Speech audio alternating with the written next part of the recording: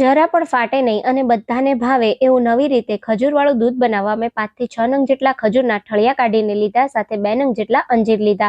ખજૂર અને અંજીરને પાણીથી સારી રીતે ધોઈ અને એક્સ્ટ્રા પાણી કાઢી લેશું. આ પ્રોસેસ કરવાથી આપણું દૂધ ક્યારેય નહીં ફાટે. હવે એક બાઉલમાં 4-5 નંગ જેટલી બદામ, 2 અખરોટ, થોડા કાજુ, થોડા પિસ્તા, ચારોળી અને 1 ચમચી જેટલા મગજતરીના બી ઉમેરી એને પણ સારી રીતે ધોઈ લેશું. હવે બધી જ ધોવાયેલી સામગ્રીને આપણે એક બાઉલમાં લઈ લેશું.